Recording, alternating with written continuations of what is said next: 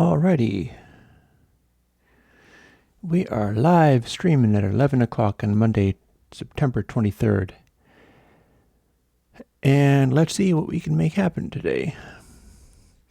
I got my usual supplies, as in paper, and a pen, and my coffee, and a recently released plugin. I've also got the amazing ring light, but I don't know, on the Monday stream I'm not so worried about doing that. That is something that I will tend to leave off. And I managed to get something together which is kind of fun. A couple of things, really. One of them I'll do a little bit more on pretty soon. Firstly, however, I'm going to switch it to live chat, which is what I will always do unless there's a specific reason not to. And seeing as we have started live streaming, somebody showed up, so yay.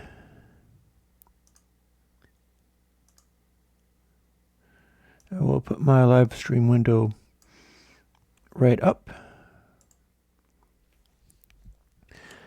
And I was thinking one thing I could do today is get some ideas about what kind of stuff people are looking for as far as sort of assorted, assembled together plugins. Here, let me adjust my camera around a little bit.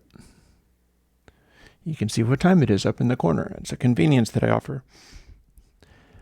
Airwindows Livestreaming, the really inefficient clock. Yeah. Airwindows Livestreaming, the new toy. So that's something that I'm probably going to be talking about. Somebody just... Bo is here. People who are watching... the analytics window is not really trustworthy for me. But that's cool, because when it does say a number, I'm probably getting more. That's cool.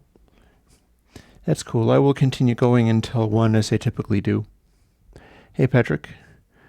Weirdly enough, everybody is showing up, but nobody is showing up on the analytics number, so that tells the story for me. I'm going to take a moment and to get together some visual things that I'm going to want to grab for later.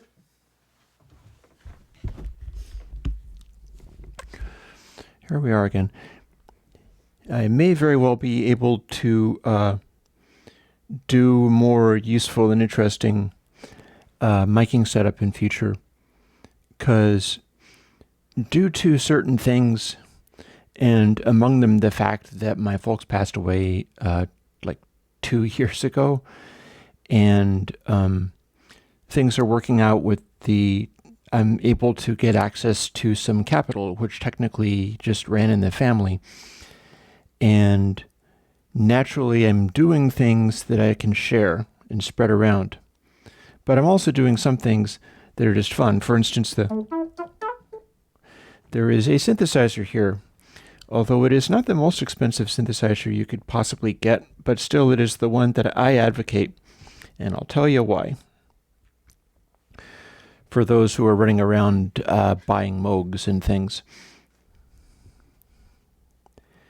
But I'm very pleased, and I can show you the kind of stuff I'm going to be doing on the live streams when I get that more up and rolling. Or when I do one, like tomorrow is going to be the thing. Oh, well, I have a biquad question. Firstly, hey, David. David is going to enjoy some of the stuff that I'm doing with this synth. So what's the story with biquad? You should be able to figure it out, because all it is the same thing as biquad again, except for that it's slowed and made to work in such a way that you should be able to sweep the controls while using them. There's no other change. And the reason that's a big deal is because you can't actually do that to biquad filters. They freak out. They especially freak out if you're modulating coefficients like every sample. And in the original version, it's not trying to calculate every sample, so it's running more efficiently.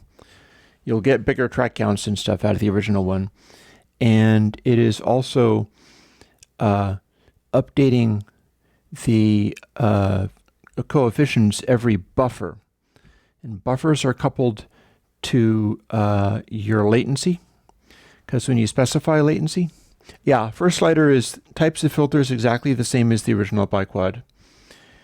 The idea is sort of like, if you know what a biquad filter is, it doesn't include every last possible one, but it's what I consider the core, which is low pass, high pass, peak, and notch.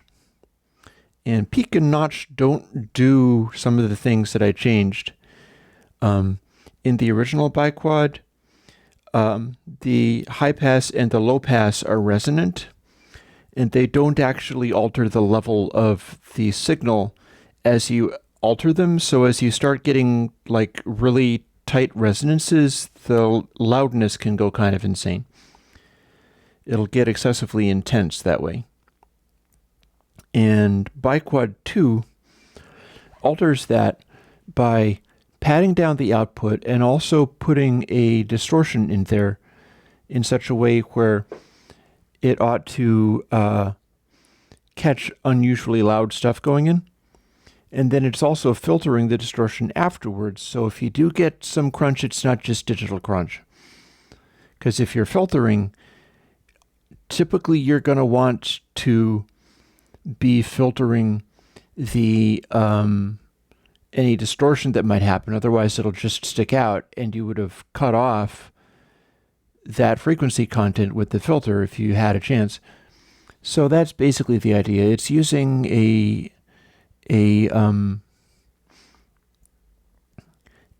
average filter over a fairly wide window. Yeah. I did the high-pitched glitchy sounds and left that capacity in there specifically for people like David. I tried to get it so that you have to really work it in order to make that happen. Again, the two different kinds of glitches are a bass glitch and a treble glitch. And you'll hit the bass glitch if you have the resonance really low, Q is really low, and then you're at the lowest possible setting and just jump up as suddenly as possible. That'll probably produce a glitch. If you move slowly, even at the lowest resonance, you're probably okay. And then near the highest frequency, if you have a super high resonance, like this one goes up to a Q of 50, that's insanely resonant. And if you sweep up to the highest frequency suddenly, that should create a glitch. But it should, like, if you're not just flipping out with it, it should never throw a glitch at you when you don't want one. And that was what was happening with biquad when I tried to assemble it into a I tried to put it into a sweepable form and have it update every sample so that it was smooth, put smoothing in. And the original biquad just loses its mind when you do that. The instant you do anything, it dies. Like, moving like from 0.4 to 0.45 relatively smoothly and just breaks. And vice versa. So it doesn't seem like it, but I did a lot to make it behave. And the idea is, I think that most likely, for what it's worth, like for a digital filter, biquads intrinsically have a pretty good sound to them compared with some of the other kinds of filters. But there's a catch, meaning that you can't modulate them.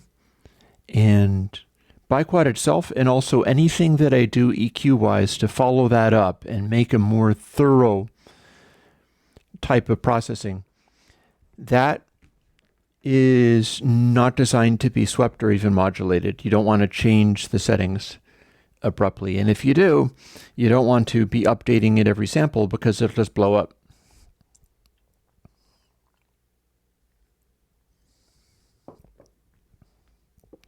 But the stuff that I did with biquad 2, the changing from one form of biquad to another, and also clamping at a lot of different speeds. Like the speed that it can move is different for pretty much anything you do. If you're really down far in the low frequencies, it will barely respond to changes because it can't. Because if you try to do anything sudden down there, it blows up. And if you have the sweep, if you have the resonance very steep, it lets you sweep a little bit faster. But it sometimes is behaving differently for if you're going up or if you're going down. It's a complicated arrangement, and it's still not perfect. It still glitches out. But, I left the glitching for a reason. I left the glitching because I knew that there were some people who were going to enjoy that. And, I'm all about letting people enjoy stuff that's worth enjoying. So there you go.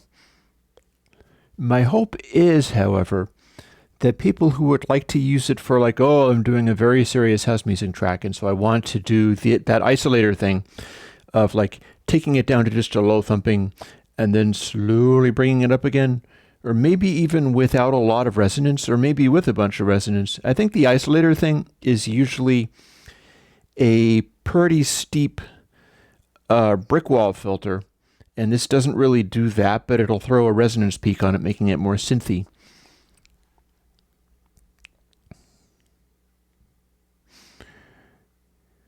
So, Shifendu is asking about a plugin with all the console versions and all the bus models.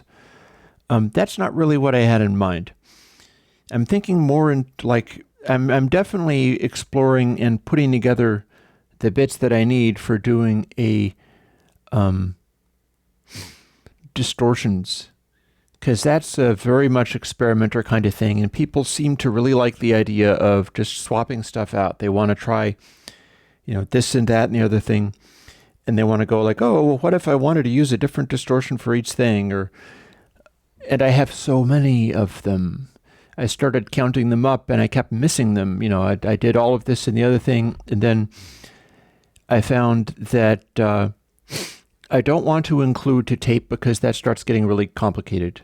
You start getting stuff like flutter and head bump in a proper tape emulation, and that is not good.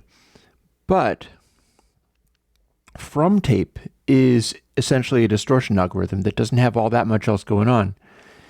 And I did find that for a distortion thing, I can do two things. One of them is I think I'm probably going to wind up calling it a Baxendale filter, because it's my typical IIR high pass. I can do an IIR high pass and low pass that's interleaved, and that gives it a slower slope. And if I do that as a high pass, it seems to work pretty good, especially for distortions. So I can include one of those with every conceivable distortion, just because that's a separate phase and it's useful, especially when used in conjunction with dry wet. And then I can have the option for picking out which distortion algorithm to use, and then several of them use a thing. For instance, if I include 80 clip includes a parameter, or can include a parameter called soften, which modulates the way that it dials back stuff that's the first clip in a series. And one corner clip totally has a soften control, because you can use that to roll off the high stuff enormously. You can make it so that as soon as you start clipping, it makes this very gentle curve into the point where you're reaching the full clip. And that totally has a soften control. And then there was another one where somebody was asking for, can you take the algorithm, the hardness thing in Crystal, and put that into channel? And I had to laugh when I was looking at that, because you realize the thing is, Unbox. I think Unbox is going to have to be a separate thing, because I'm not sure that I can combine it with this distortion thing. But the I did put the algorithm for Crystal into channel, and it was called new channel, and it was a horrible failure, and taught me many interesting things, because the thing about it is that algorithm in Crystal, right? If density is a smooth continuous curve, and let's say that it starts off with a flat place. The deal with the thing in Crystal is that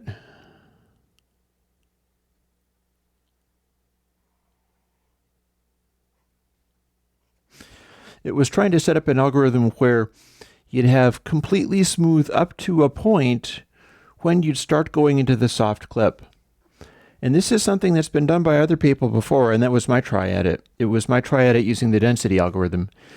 And I think I had it going on, but the trouble is, it sounded horrible to people because there was a sudden discontinuity in where that kicked in. And it wasn't a sharp break.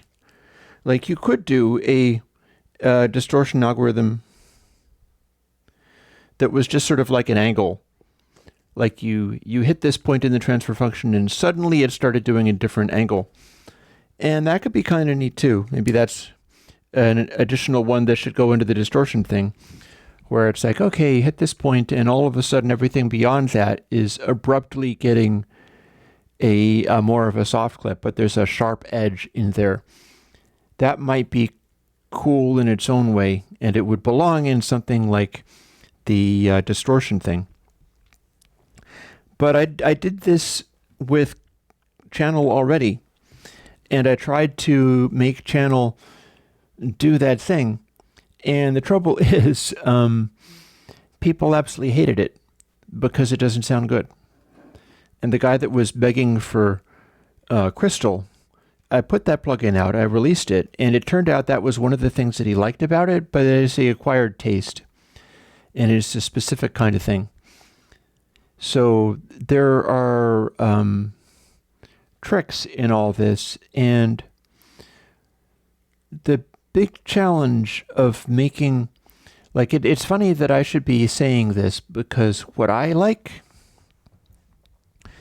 is weirder stuff. Like, I'll point at, I am fortunate enough to have got the Blue Lantern Asteroid Mini Synthesizer, and it is a kick drum that also has a little noise source that you can turn up or down as you need, and it has a sub-octave, which is a really sharp square wave kind of thing, so that's pretty gnarly. And it has a built-in Effectron style echo, in that it is a delta sigma echo. And what that means is, you ever heard of SACD or DSD?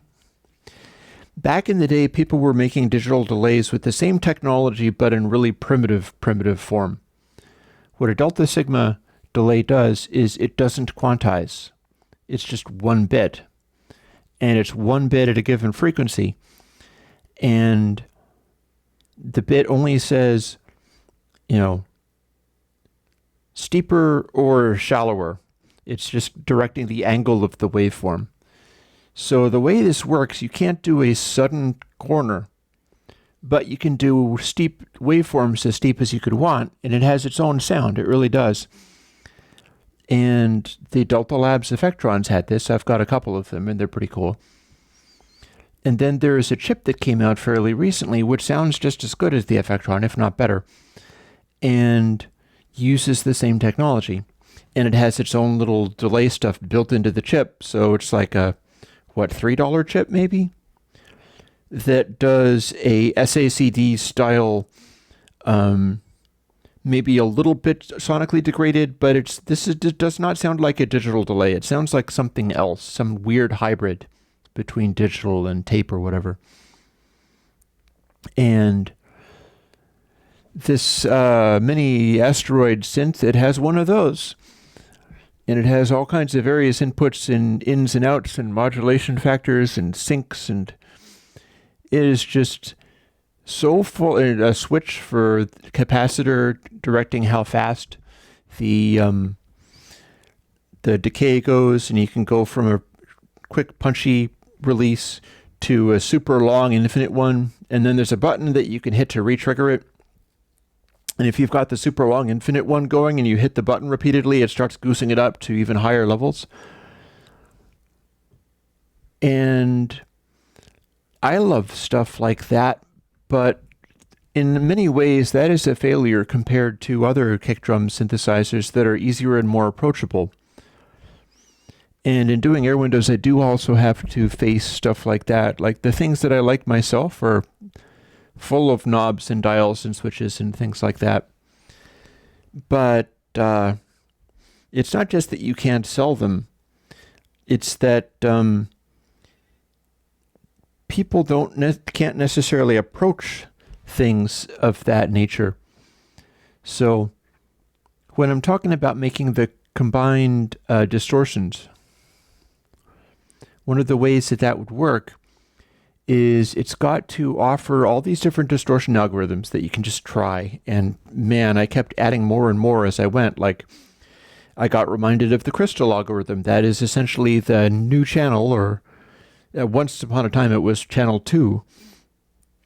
And I got reminded of that. That would fit. That goes along with the softness control. You just flip it. So instead of hardness being like density to full-on digital clipping, it would be softness, full-on digital clipping down to density.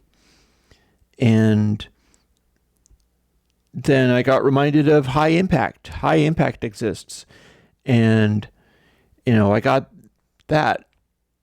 And I can probably do some of the ones that don't have a built-in softness control. I can just throw a simple average on the output, and that'll dull the brightness enough, and then you can defeat it by turning it to 0. But when we start getting into stuff like Styrene Goldings asks, can we have different algorithms on the plus and minus for the distortion thing for a bit of asymmetry? That's one of those ones where I would have to say no, because it's an additional layer of stuff, unless it was just one of the options. Like you'd have this and that and the other thing, and then rather than offering every possible permutation in the plus or minus, you'd have like, okay,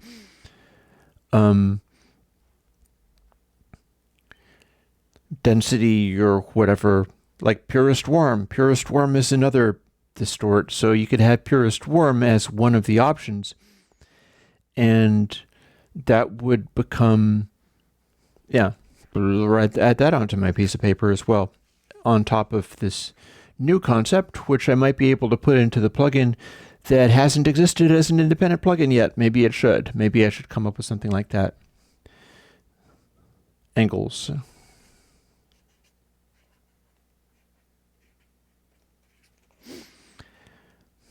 And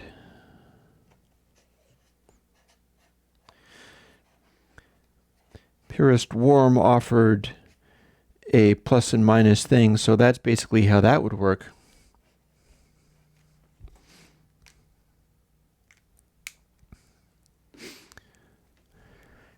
And with the distortion thing, you'd get the input drive and the output level and the dry wet, which is very significant.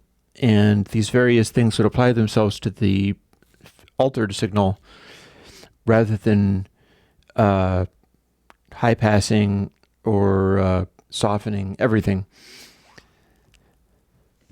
And we do enough of that sort of thing. Yeah, I can. You have reminded me of yet another distortion algorithm that could fit into this thing, and that I had overlooked because I didn't think of Purest Warm at first. Like, I'm thinking of all the other ones. And yeah. But the thing is, I've got to come up with stuff that's approachable. The list of possible things can be huge and ridiculous. But the list of controls have to be consistent and behave in a predictable way. Like high pass is part of it, and it'll work the same way for everything. Soften will probably work differently for all the different ones, but it'll always do the same basic category of thing. And if it doesn't exist in that plugin, then it'll be just a very subtle average on the output. And these are all kind of ways of making that work. I'm not sure whether you'd soften only the part that's being distorted on the purest form. That'd be an interesting thing. Like, do the slight, well, but that'll create a crossover distortion. Speak to single-ended triode. I have a class B distortion and a class AB distortion. Although single-ended triode doesn't actually fit super well into this idea, unless it's the soften control that does the offset to the, I better write that down too.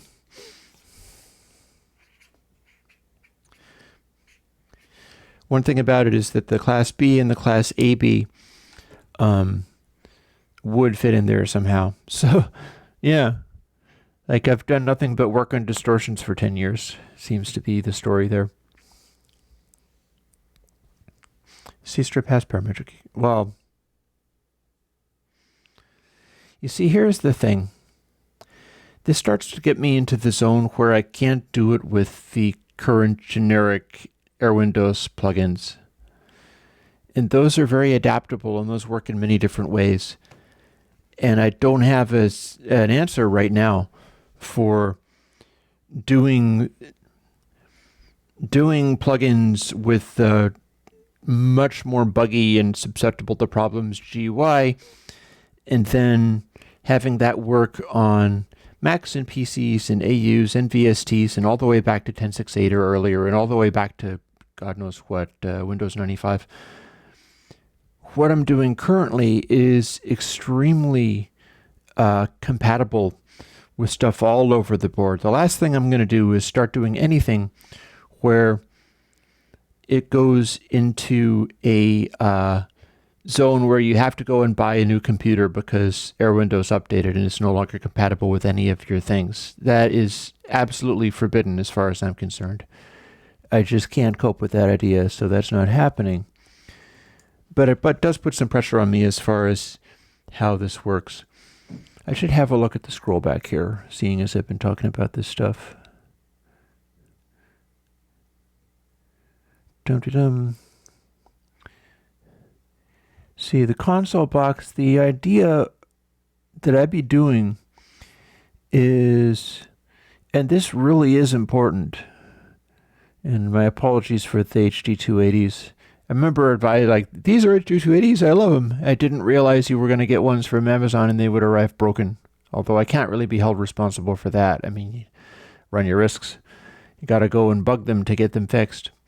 You go and find, I'm not sure if I have a Amazon Reach a Human Being number, but search for Amazon Talk to a Human Being telephone numbers and spend some time just going and bugging them, saying like, you ordered this thing, I ordered this thing, and it is completely broken, and you must make this better.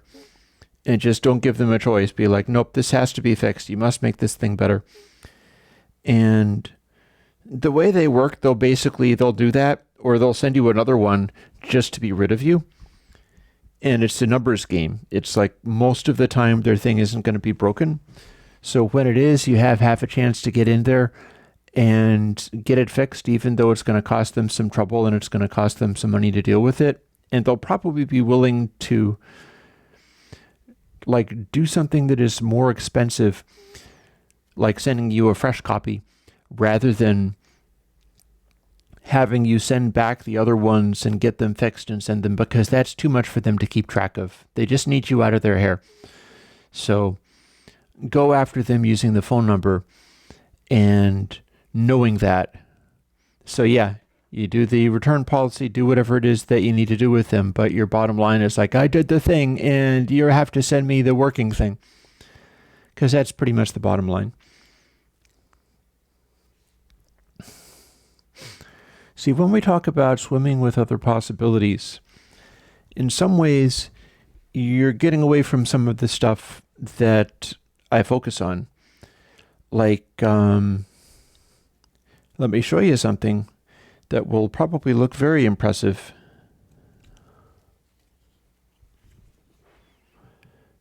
Check that out. Here's the thing. This is going to be my Eurorack mixer. It's going to do 2 outputs, hopefully balanced. I need to experiment with, and unfortunately it is me holding this up changed the color temperature. See, this is a crappy little camera. I need to get a reasonable camera at some point. That'll happen. I'll make that happen, but lovely color, and then the color temperature made it look bad. I wonder whether maybe I can hold something up that's blue to con it into, like here.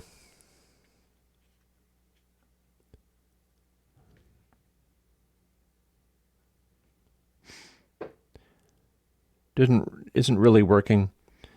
This is the thing from a Ziploc thing. I'm deciding that I want to be able to put stuff in my freezer without going through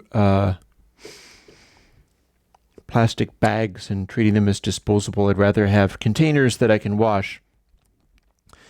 But yeah, here's the thing, is a Eurorack mixer, and it's not a mixer yet because it doesn't have any parts yet. That's just jacks.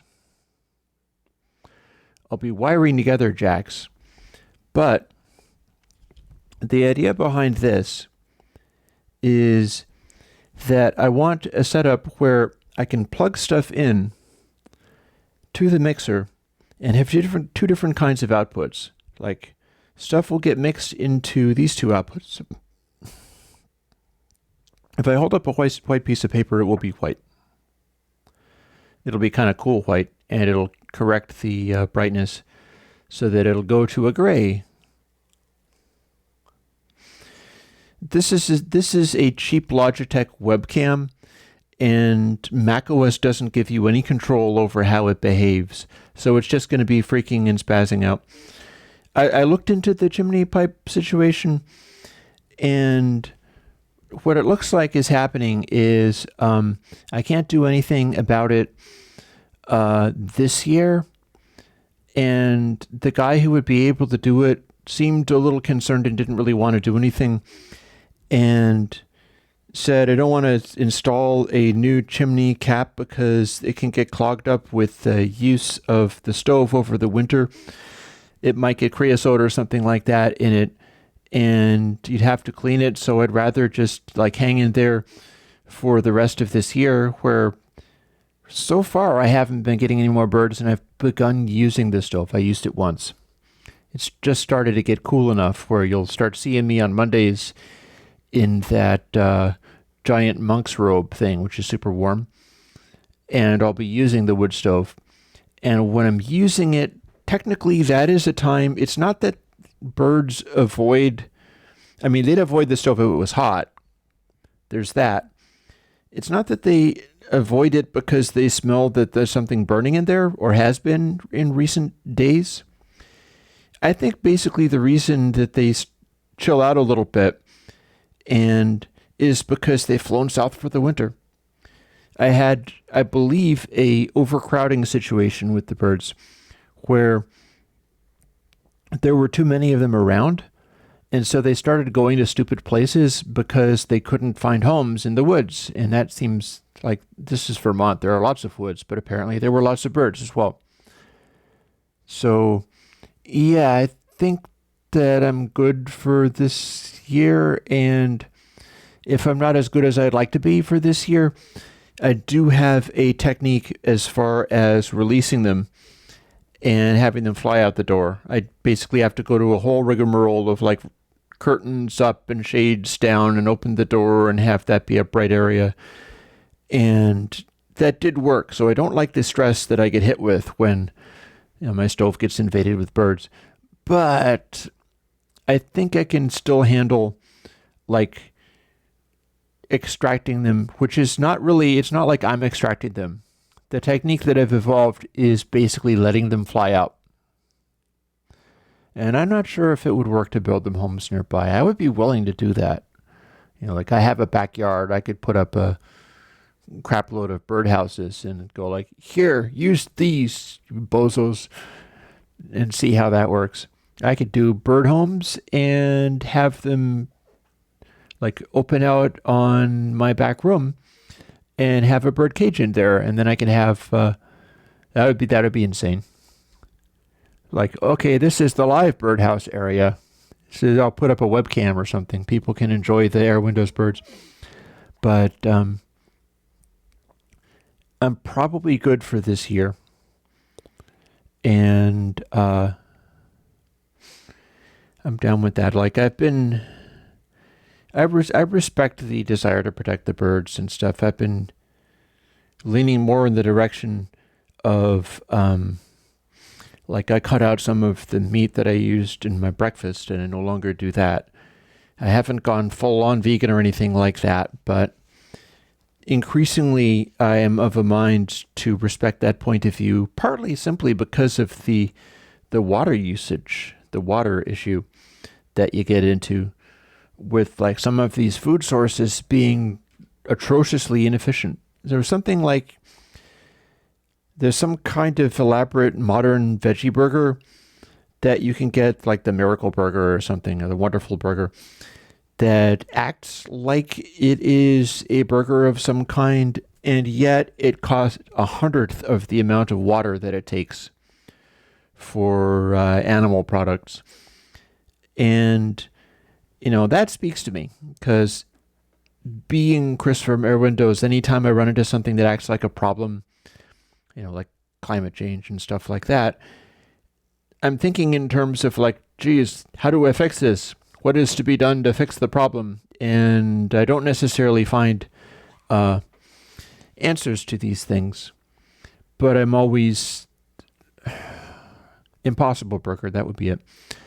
I always feel a intense desire to want to find the answer, the solution to the things. And yeah, being concerned about water usage is super relevant in many places. Not so much Vermont.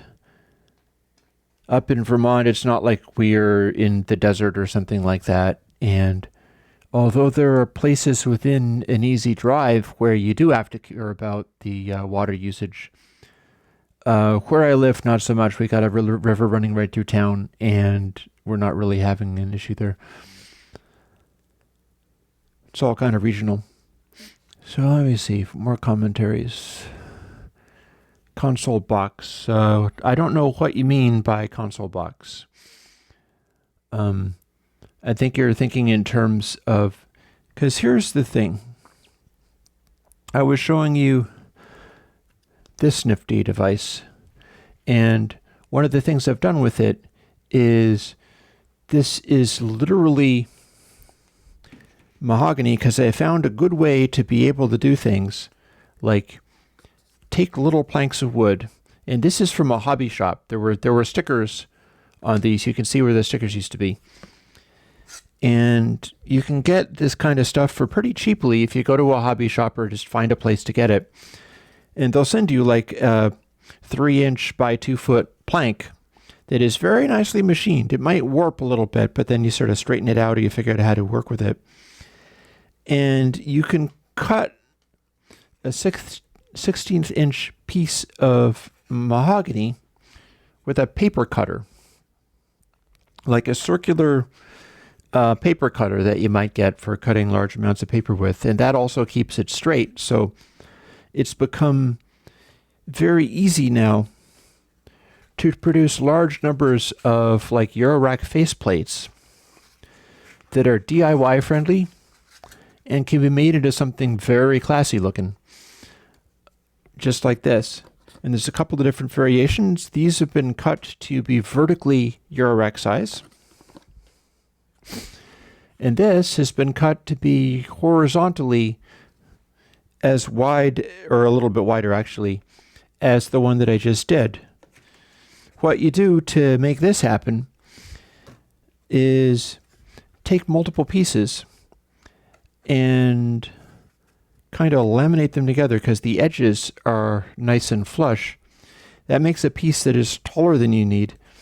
And then you make plywood out of it by taking another piece with the grain running vertically and putting it like this.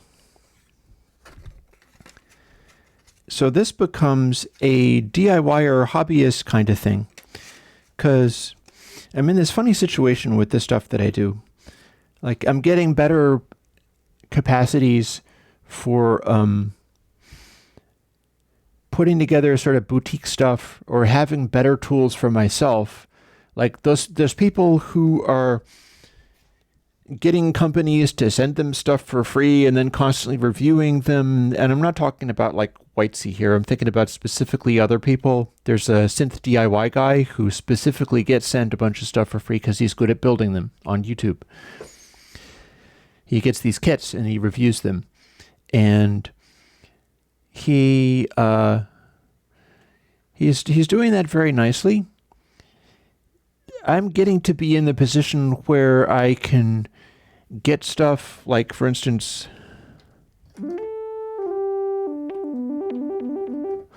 synthesizer.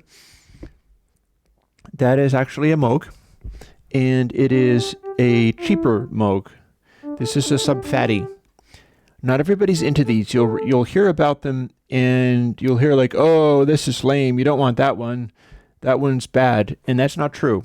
You do want this one. This one is good. But I'm in a position of getting stuff like that on my own without taking anything from companies in order to sort of hype it. So I get to try out interesting things. I don't know how popular that's likely to be. For instance, would you want to know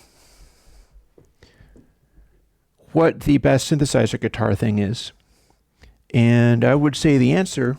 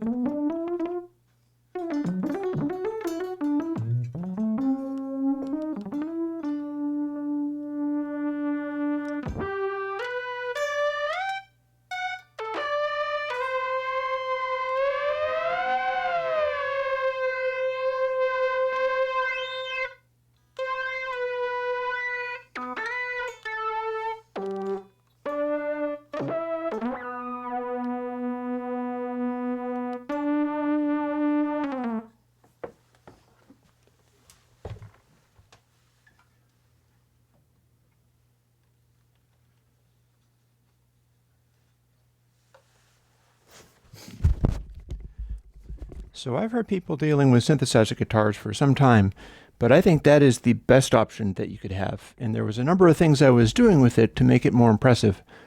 But the bottom line is it is a Sonus G2M, which is a relatively inexpensive guitar to MIDI converter. That's running into the sub-fatty. The reason the sub-fatty is good for guitar synth leads is that it is meant to be like a bass synth. So it's kind of darker. The way that its waveforms and things work, they're sort of less fizzy. It sits in the mix better. And that acts like the kind of guitar speaker. Like if you were running through a Marshall rather than running into a Fender Twin. Other kinds of Moogs are more like the Fender Twin, and they're edgier and they grab more attention for themselves. And the Sub Fatty is more like the Marshall in that it has a rolled off quality.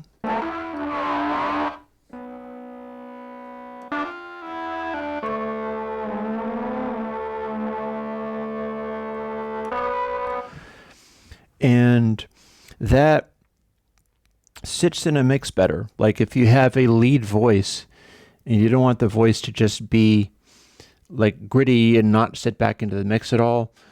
And it is also among the cheaper Moogs you can get while still being real deal.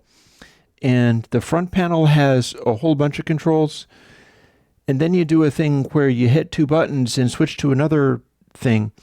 And I have printed out this whole list that you can get of all of the reassignments for things, like your amplifier sustain, your envelope, sustain envelope. If you go into this other mode, that becomes velocity to amplifier envelope amount. You turn that up, and then your soft notes with the velocity, and the Sonos G2M sends velocity as part of your guitar sound, and it makes it touch sensitive. And that'll make the goofy little notes drop back and not be as audible. Same thing for envelopes. You can have a separate thing for velocity controlling the envelope sustain. You can have a thing for velocity controlling the decay, which I haven't really explored much. You can have different kinds of glide type between notes for each patch. And you get 16 different patches that you can use. And what I had sitting on top of it is a picture. I haven't been able to use this that much until recently, and I just discovered, this is what this is for. This is a Pigtronics quantum time modulator. And what that's doing is that is sitting between the headphone out, and I'm able to use just a straight mono plug out of it, because I tested and it doesn't kill the headphone out to do that to it, into the quantum time modulator and into the external input. And the external input does this. If you've got it patched through like that, and you turn up resonance, for instance,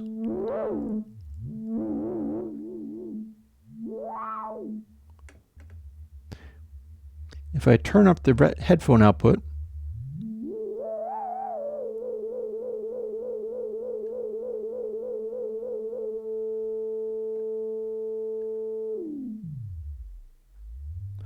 especially if I turn up multi-drive,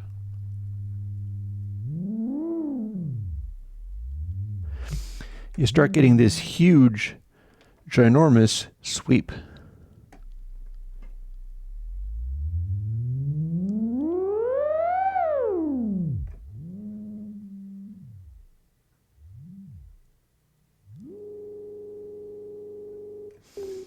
And that's just raw. That's without anything being turned on. But what gets interesting is you turn on quantum time modulator. In this feedback loop, it's a flanger, and it has a vibrato effect, which I've got on at the moment.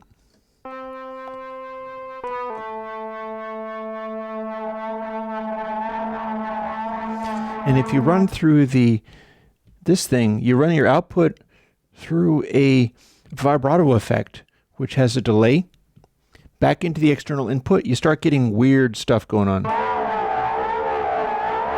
And you can control it using the quantum time modulator.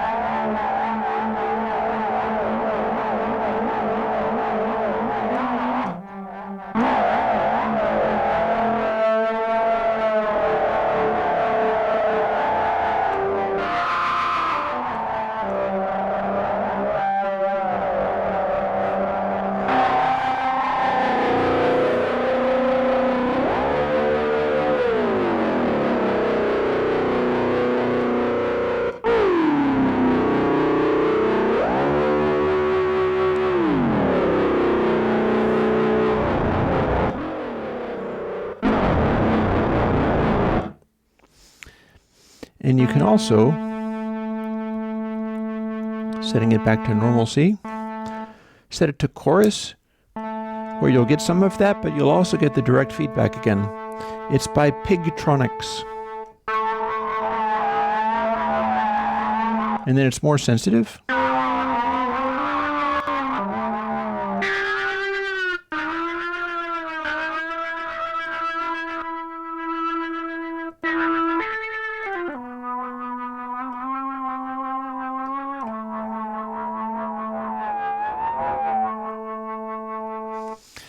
And if you're fooling around with stuff like that,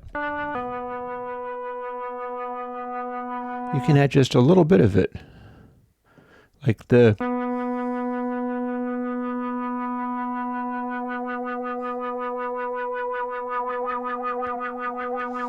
See, that's using filter. And the filter is part of the synth, but the increasing of it is being done by quantum time modulator. And if I put it to vibe, it's much harder to drive it into craziness, but it's easier to get something subtle.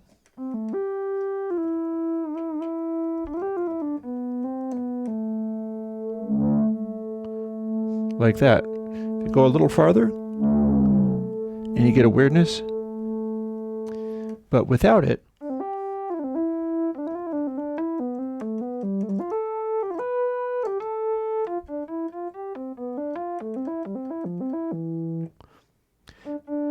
you have a warmth and modulation that you don't have by just turning that off. Give it that, and now it's got this sort of flangey quality. So yeah, this is one of the things that I'd like to be able to add. I'm never going to become just a guy that plays with stuff and goes, go buy this thing. But to the extent that I'm doing that kind of stuff because it's part of my musical pursuit, I'd like to be able to share the combinations. Like the Sonus G2M for the guitar into the sub-fatty, into the quantum time modulator in the feedback loop, and I'm going to be experimenting with other stuff like a Devi Ever Bit Legend of Fuzz or a Green Ringer also in the loop, because the thing about that is that you can sometimes homebrew stuff as well. Like you can build some of these circuits, and I could build some of these circuits and put them in this loop and they would do the same thing. So that would be pretty exciting. Now let me look back into our scroll back here, seeing as it's getting on towards 11:53, about halfway through, and I know that Bo wasn't going to be able to stay for the entire 2 hours. Ditherbox kind of thing with consoles. Again, this is not something that I want to do because it's like the basic infrastructure of the thing would be more like a template that you'd have in your DAW, and it would determine what kinds of things would reside within it. I would rather offer multiple templates that people could do, like Reaper templates or something. I need to learn more about how to use that so that people can get that from me. But you'd be bringing up different templates rather than going, okay, this is my music. Now let's swap out entire mixing desks to see what feels. It's like, you got to make a decision sometimes. You got to find something that you feel is going to work within your creative process and then run with that. I've done a lot of that. Like, I've been evolving my guitar sound in ways that I can appreciate. And as far as synthesizer things are concerned, I've had, like, once I had a Nord lead, I didn't actually keep it because it wasn't taking me in directions that really worked out. I had a Engel 530 guitar preamp, and that wasn't the kind of guitar sound that I needed for the stuff that I did. And when I had it and tried to use it, it killed my creativity and I stopped making music. You can't just do random things and have that be your expression. And I feel like the the type of console plugin becomes part of that. Like another thing, and this is an interesting, ironic little thing. I think I've shown you one of these before.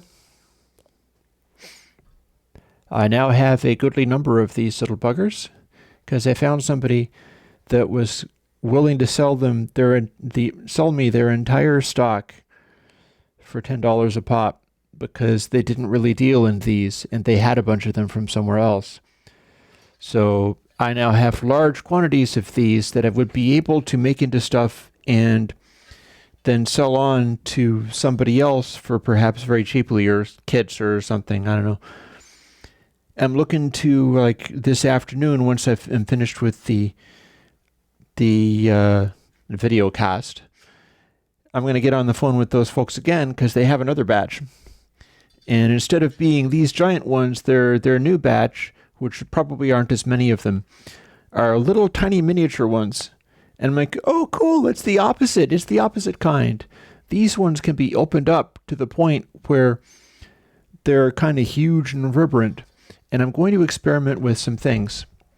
For instance, here's one idea. Let me find something that I can wrap this with. You should be able to hear me tap this aluminum part.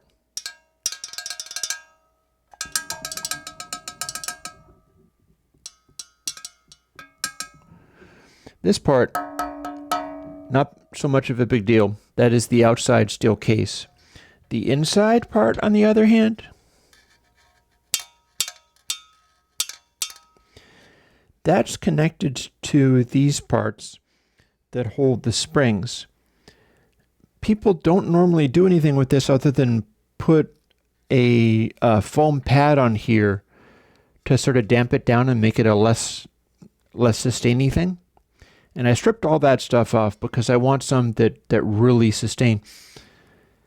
But I think you should be able to take some of these bits. Like, say, see this part here? Where there's a little cut-off part there? You should be able to sort of super glue aluminum bits. And I have that aluminum lincane paneling that I can bend to shape, and then you should be able to glue on bits that'll change the resonance of this channel. Bo was quickly asking about evergreens. If you haven't left yet, Bo, yes, there is a rumors. I posted it linking to the White Album one by mistake. I updated it. Go back and check it again, and it should be the new one. That was a mistake that I made. And it was always like somebody else was like, oh yeah, you know, I copy pasted the link text, and that gave me the correct one, because the correct one was actually there, but I was copying and pasting a link in Patreon's format, and they helpfully kept the original link. And when I edited it, all I was editing was the text linking to the original file. So I'm learning every step of the way. I'm learning how to do that kind of stuff.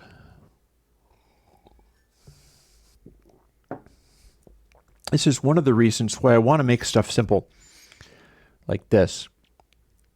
Like, the way this works, and if it works as well as I hope, I'll be able to make more of them, but I'll also be really interested in promoting people DIYing this stuff for themselves, because you don't necessarily have to use, like, my jacks or my things.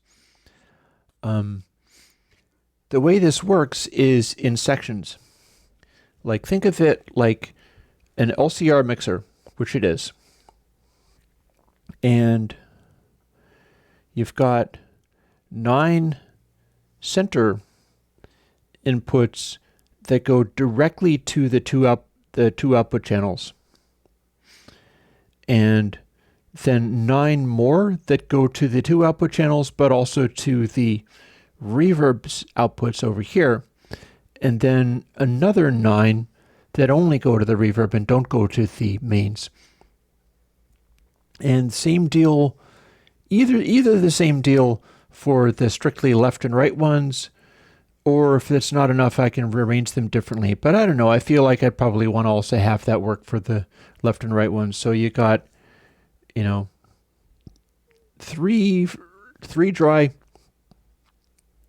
and wet, 3 wet times however many across there are. And the outputs would be mixing to this left and right, and then this would probably be normaled so that if you didn't have anything plugged into this, it would sum into a mono jack for driving reverbs with. And voila, I'd be able to build this kind of thing, get some chips together to power it, get an EQ circuit to do the output of it again, and then run the output of that, because there would be 2 of them, into the dry, just to not have feedback, right? The dry left and right. And I would have a Airwindows style spring reverb going on that acts like the MIDI verb that I've been doing. And I tell you, I think I have ruined the market for those original MIDI verbs by talking about them too much, because for months now I'd never see any of them. I actually saw one on eBay this morning, and I was like, last one, okay, and I ran and got it. And that means I'll have 2. I'll probably be fine for the duration, assuming they don't wind up, if I don't wind up replacing them with the spring ones entirely.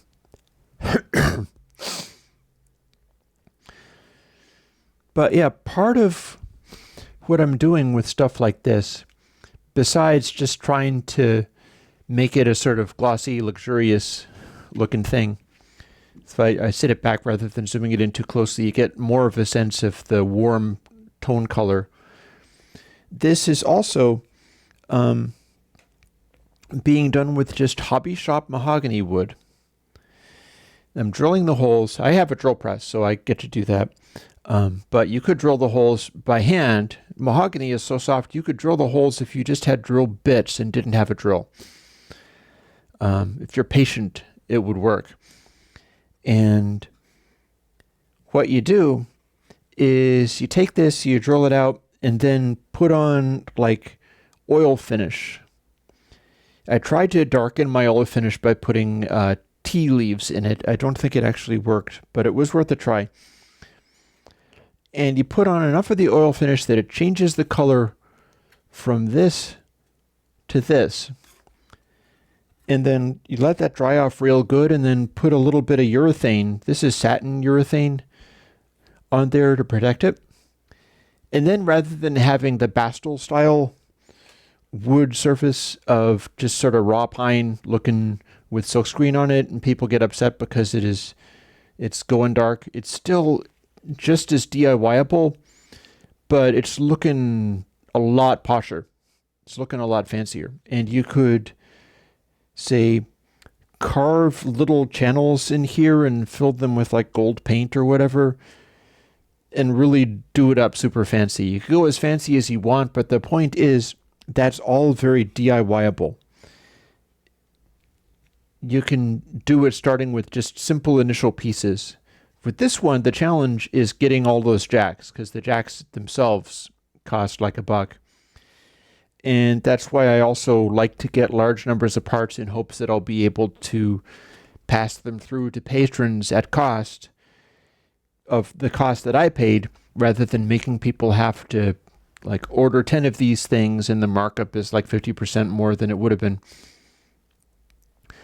But this overall concept, that's very simple. You'll notice there aren't any controls on this. That's what I actually want in a mixer. I'd like to make a stereo music mixer the same way. I'd like to make that so that you could have your, multi-track recordings, and you'd be going into something like this. So you'd take your, it might have to be a balanced mixer on that basis, or a simple resistance mixer Dangerous 2-bus or whatever. But it should be an LCR mixer. It should be more complicated than that, and it should have some amplification in there. And the idea is you should be able to go okay, this stuff goes in the center, and it has this much reverb, or it has this much reverb, or whatever, and you decide that, and you also have some gain trim on the reverb, so you can just adjust the overall levels, but then you got basic amounts of like reverb or not in stuff. And that the individual devices have their own little output volumes, so you can trim them with that. This becomes the summing bus, which is kind of like Airwindows console. I keep looking at the little screen where my face is showing. I need to be not doing that so much. It's not very helpful. I need to bring the chat window back. There we go. And I know the reason I was doing that is so that I could see where I was holding this in relation to the camera. This is how stuff like that should be. I could have like high pass and low pass and all of the things and pan pots and all this kind of stuff, but I want a situation where I can get into the mixing and sound making context and go, okay, this sound goes straight here. And that's what we do with it. And here's the left and right pair. These go straight here. They get really good channel separation because it's running multiple buses for doing all of this. And that's how that works. And I don't want to deal with all of the like, well, you have your send of this and that to the other, and I don't want to deal with that kind of stuff. And that's the way I feel about the console system, to the extent that I start getting it together into completed collections of stuff that people can start trying to use, probably involving templates, probably involving like templates like for Reaper. I suppose I could put together logic templates and things. My trouble with Apple-based stuff is that I've tried to use templates for things like plugin making, and I can't use templates for Xcode. You're supposed to be able to, but it's undocumented and so insanely convoluted that I've not been able to, like, I got one kind of template working, and that's only for the AUs themselves. It's not for making VSTs out of them. Everything beyond, I have to do search and replace in a text editor to get it to work, because I don't have the capacity to come up with a template for whatever version of Xcode I'm using and have it make any kind of sense. Instead, it's just this morass of goofiness, and nobody's talking about how to do it, because what you get is programmers, and they go like, well, I know how to do the thing, hire me. And apart from the open source programmers, it's like, you'd think that would be very different. In some ways, it is very different. That's why I put source code out there. But the open source people are working on their own projects and don't want to be bothered. So what you wind up getting is you're trying to do the thing, and nobody will help you make any sense of it. And like, my plugin users are running into the same problem. I mean, they can write me and ask. Sometimes people do. People are like, oh, I'm so sorry to write you and ask. But I'm like, no, that's what you're supposed to do. That's part of my job. But people get confronted with like 170 plugins and 27 different distortion algorithms. And, you know, there's only so much I can do as far as naming them. There's only so much I can do as far as naming the various parts. And people just get overwhelmed and don't know how to approach it. So when I talk about getting something together like console or whatever, it can be things like C-strip, like with C-strip. Oh, by the way, I got to scroll up a little bit for this. No, I can't write a plugin that'll prove the Earth is flat. I don't have inter-plugin communication. If somebody wants to do that and show me how it's done, that'd be fine, but I don't have that. I don't care whether VCC does it or not, because Slate's coding, I think, takes chances and does funky things and goes, you can wind up with bugs from doing stuff like that, and you can wind up with things getting banished by Apple's exile mechanism for exiling programs that aren't allowed to be on the computer. I forget, quarantine, I think is what they're calling it. One of the things that's been saving my bacon with that kind of stuff is that Airwindows plugins don't try to talk to the file system. They don't try to talk to anything. They don't try to talk to each other. All they do is take in a buffer and do sonic stuff to it and then give the buffer back. And everything else is being fed in through the DAW in normal and accepted ways. So my stuff is pretty safe as far as doing glitchy, problematic stuff that's going to break in future updates. That's not to say that they can't break in future updates, but in order for them to break, Apple has, or whoever, Steinberg, has to break their own thing really, really fundamentally. And I do not like when people do that, nor do I support it, but I do like keeping stuff simple enough that if you're using the same thing, nothing's going to go wrong. And yeah. So yeah, that's a bit of a hot button. Bringing up Slate and saying be more like that doesn't really fly to me. And I'm aware that there is some kind of hack in there where you can group instances and they talk to each other. I don't know how that would be done.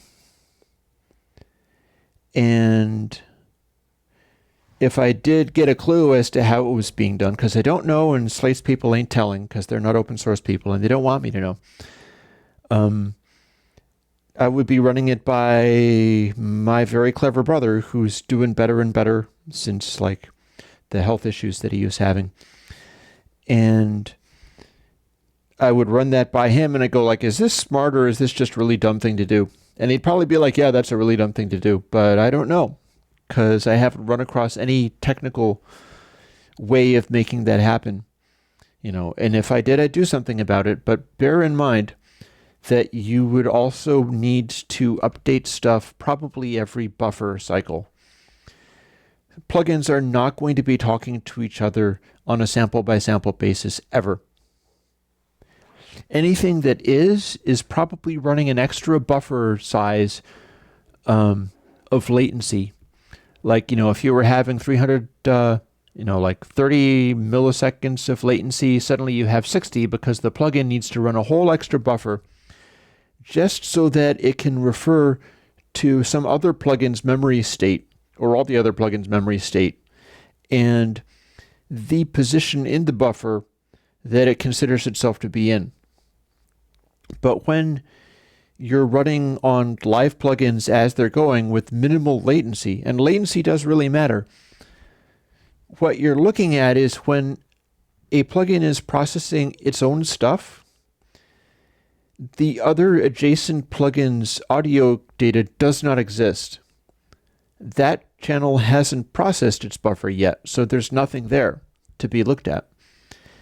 And people don't often get this when they talk about I want the plugins to have crosstalk with each other. Communicating things like settings to each other is more feasible, but I do wonder whether that requires writing to the disk and stuff. And that would be my least favorite way of implementing it. I would have very major reservations about implementing such a thing if I had to write to the disk to do it, because that immediately starts getting me into problems with Apple's quarantine. And why would I want to be writing to people's disks? Surely that could lead to trouble. What if your disk doesn't have any more space on it, and then I try to write to it and bad things happen? There's probably ways of doing this sort of thing. I just don't like. I don't think that belongs in a plugin.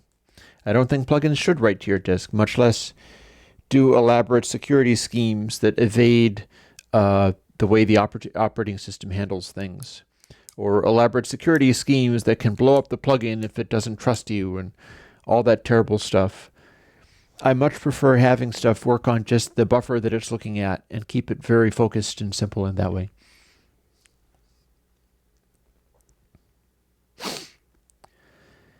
So yeah, I've been plugging away at a lot of different things. Several of them are either haven't gone anywhere or have left me hanging in some kind of way. Like there's somebody I'm not gonna talk about who specifically it is, but you know that I'm doing a ZZ Top record for Next Evergreens.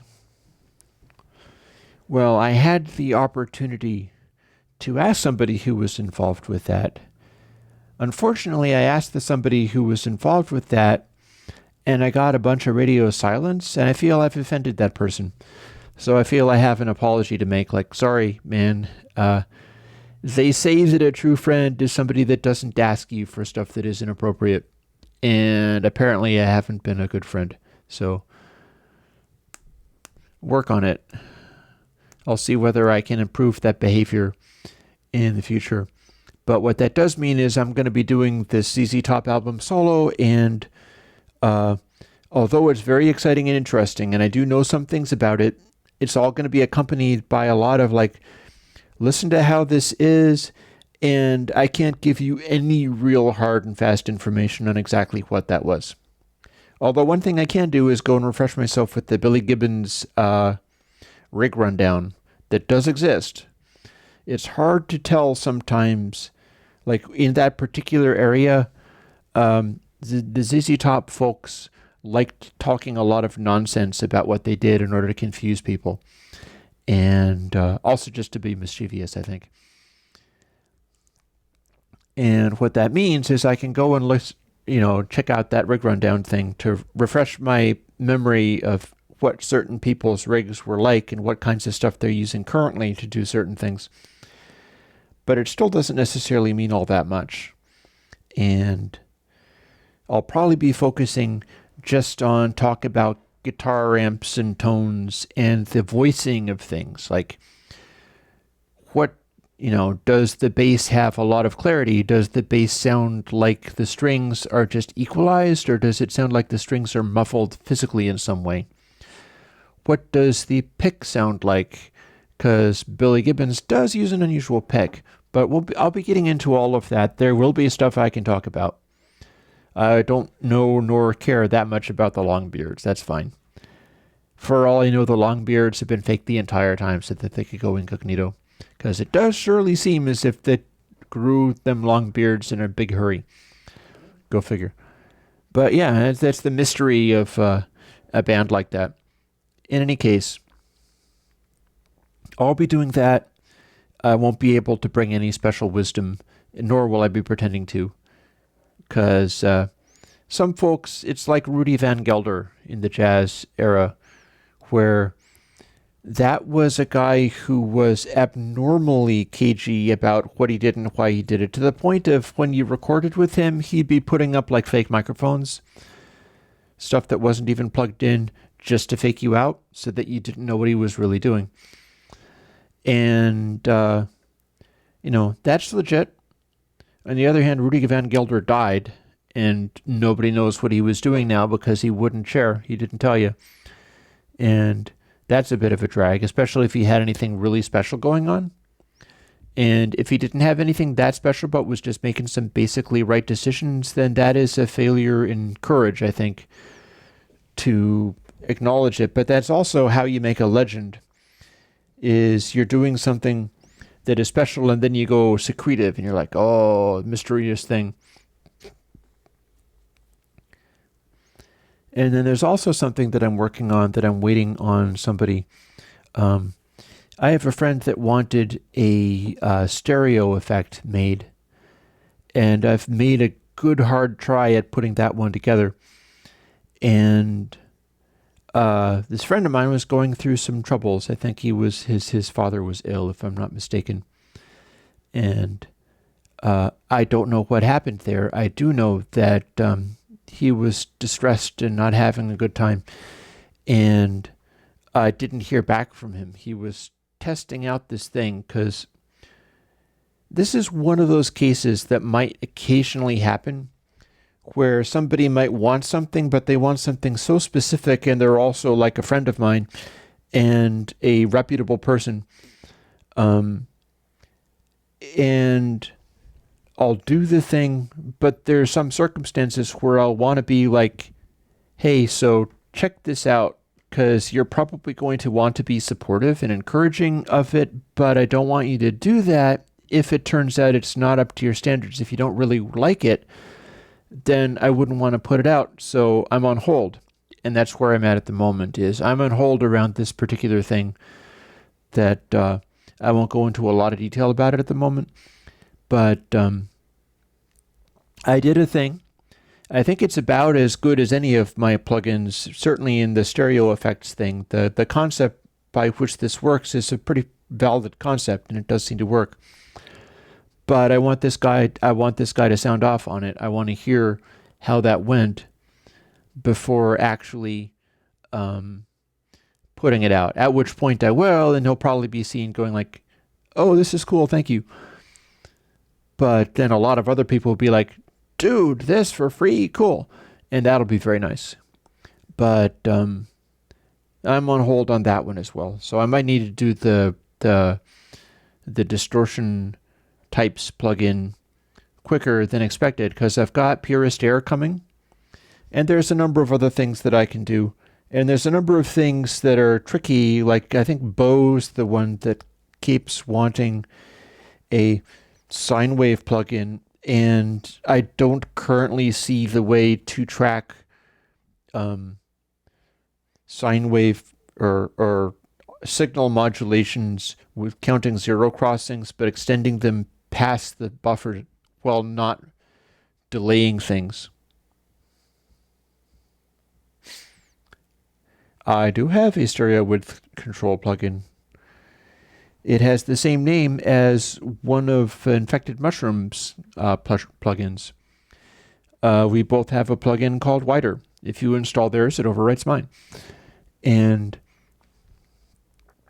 there's no sense I can think of to have multiple bands to control the width. Instead, width is controlled through mid-side processing.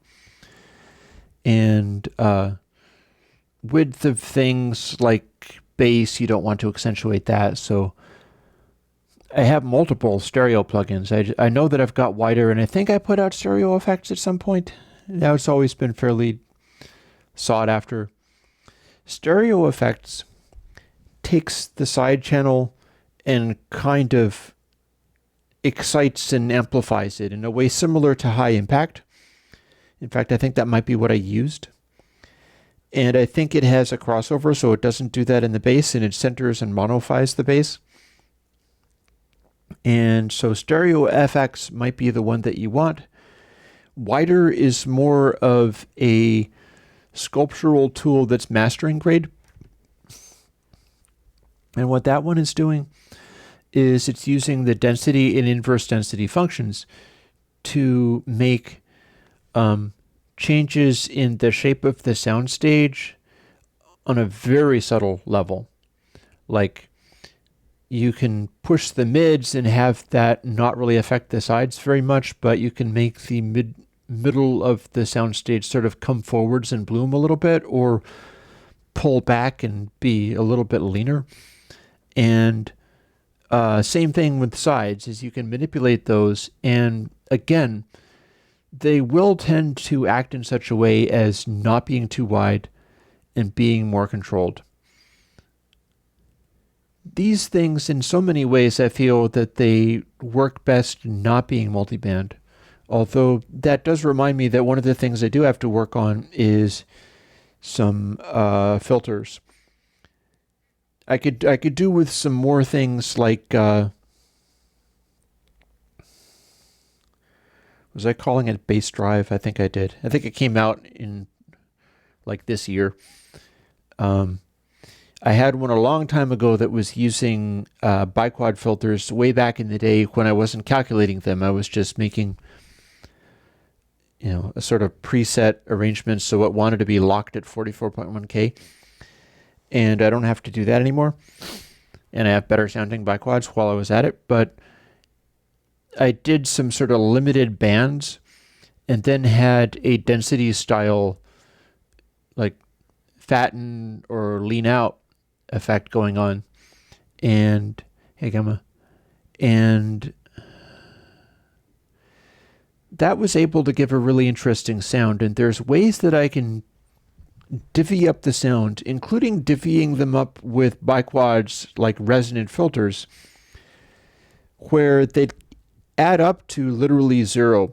They'd add up to flat, like no change. But then you start applying them and you start getting an Airwindows biquad sound, sometimes with the resonant peak on the filter cutoff frequency. And that would be applying to both the boost and the cut. And you'd be able to sculpt a really interesting, like somebody was asking for a parametric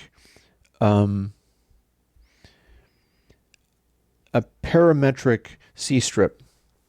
And I'm hesitant about that for two reasons. One of them is you're probably talking about sweepable mids that function as peaks and notches, and that's doable, and I could make that happen. There's a number of ways that I could make that happen, but I do also like the idea of doing this sort of additive subtractive kind of thing where like one band is the negative space of another band, because in that way I can start including small amounts of resonance just for color, so that if I've got like an upper mid-range band, and it wouldn't really be a graphic EQ, but it wouldn't really be a parametric either, because parametric would mean that you'd be able to sweep it around a lot.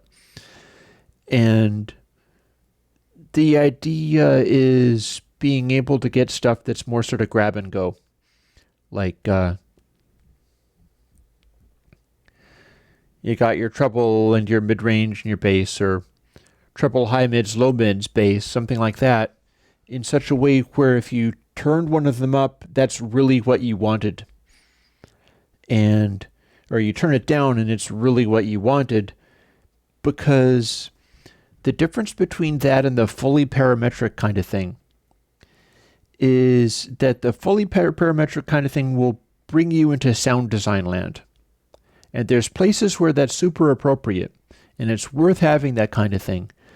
But you don't want that on every channel, and you don't want every decision that you make. This is one of the things where I get frustrated with folks who need everything to be level matched, and any boost or distortion that you might use, they need to be able to put in a context where it's literally level matched, so that they can determine, like, well, what did this do really to the sound and stuff. And that's not really the correct zone. You want to get a feel for where the envelope of this sound processor is. Like, how does it sort of increasingly saturate? And you gain stage it in such a way where you push it more and it gives you a wider sweet spot. If you have to level match it, you're basically taking away the concept of that sweet spot, so that no longer is it like, yeah, it gets a little bit louder and it gets a little bit fatter and it gets a little bit louder and it gets a little bit fatter until it's too much, and then you pull it back. If you have to do those as separate things, now you're talking about two separate things. You're talking about how thick has it become, and you're also talking about how loud did it become. And there is benefit to simplifying stuff out, especially with regard to this like equalizers that are using saturation functions, for instance, which is super effective. That is very useful to do, is have your equalizer also apply something like density. And what it does is it makes the thing that you've boosted also come forward. And if you're cutting something, it makes the thing that you've cut also sit back a little bit. So you're shaping a sound, and it starts sort of fitting into a like depth framework where you're going like, okay, here is the highs and they need to be brought out. Literally, it's coming out as well as becoming louder. And you can't do that kind of work while simultaneously making everything be always level matched. And the more that you break things down into different angles and aspects, axes of control, you break it down into the axis of like This is how much louder the brightness is, and this is the frequency at which the brightness engages, and this is how much thicker the brightness gets, and this is where it sits forward or backwards in the sound stage. And all of these are on separate little controls. You wind up with 20 million billion different little controls, and you're no longer working intuitively. You're digging into all kinds of arcana. And they're like, if you're designing, say, like one guy that I like, Tim Gillies, who has been known as Slipperman many years ago, heavy metal mixer. And he likes to talk about that kind of stuff, and it's for a very specific reason, which I think is super valid. He is a metal guy. He is, in fact, a metal drummer of real talent, and gave it up in order to become an engineer because he just loved the engineering so much, which I think is wonderful. And he'll tell you, like, you can go ahead and say that you can get a heavy tone out of a Fender Twin and a Pultec all day long, and I will still slaughter you with your Bogners and Engels and stuff in these giant heavy metal stacks. And the right kind of extremely detailed parametric EQ. And he's talking about an analog parametric EQ, but he'll also use digital ones. The point is that he particularly needs and wants to have incredibly granular control over several different mid-range peaks, the Q, the frequency of them, the amplitude of them. He has all that stuff going on regarding, getting the sound. And the reason that matters for him is he's a metal mixer. He's using that on guitar sounds. And there's lots of stuff you can do with drum sounds, and there's lots of stuff you can do with bass sounds. But if you're dealing with metal, fundamentally, that's going to be about the detailed sound of those super heavy guitars. That has to do everything that you want. It's not just, you're not going to be Steve Albini there and be like, I'm going to put up a couple of mics and that's what you get and it sounds amazing. That does sound amazing when you do it. I am all in favor of it. I am putting together a hardware mixer that I hope to make one like this and use for multi-track mixing of rock, metal, whatever kinds of music I put together. If I'm fortunate, I'll be able to do something like that and do mixing commercially for people, and that would be pretty exciting. Kind of stressful, but pretty exciting. I would rather be able to do that if people could attend the session, because otherwise I'll just do weird things and people will be like, I don't know why you did that. But as far as doing certain genres, as far as doing certain things like Tim Gillies and his metal mixing, there's times when you want, like, this is my plugin. It has 4 knobs or sliders for me. It has 4 knobs, and they're for channels. They're for frequency bands, and it defaults to everything, and it sounds amazing. And then if I want more highs, I turn this up. And there's also a place for, I have 5 bands of parametric EQ filtering that can go up to a Q of 527. And I can do the most surgical stuff imaginable. And I know exactly when and why I want to do all of that. But you don't really mix the two things. Like you get, one of the things I'd like to do, and I'd really like to do this, maybe that's going to happen pretty soon, hard to say. That bass drive plugin was using interleaved biquads. Interleaved biquads. I can still do that. I haven't tried to do interleaved biquads with the modern Airwindows biquads.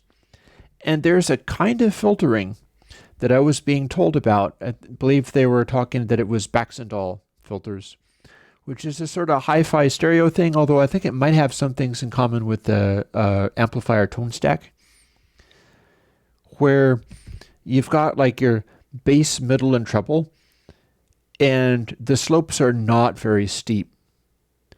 It's a much more gradual kind of tone shaping, but you do get your bass, middle, and treble for doing it. And I think I could probably emulate that pretty well with interleaved biquads if I handle them right.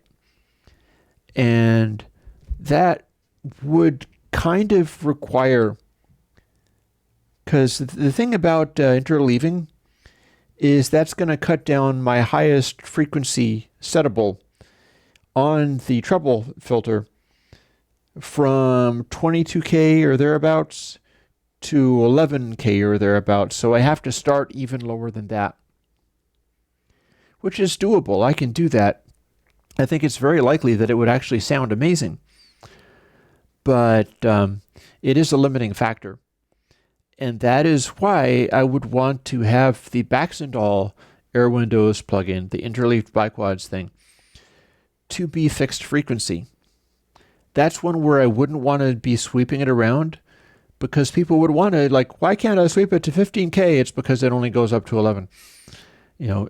I'd want that to be a fixed frequency, and then you wouldn't even really be asking that question. It would work on all sample rates. I'd be setting it up with it would be calculated based on overall scale and like that.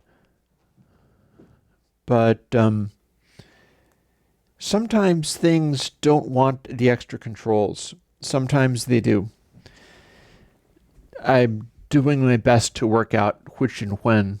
And some people always want more controls, like me with that Blue Lantern device. I was actually looking for a very specific Blue Lantern kick drum plugin,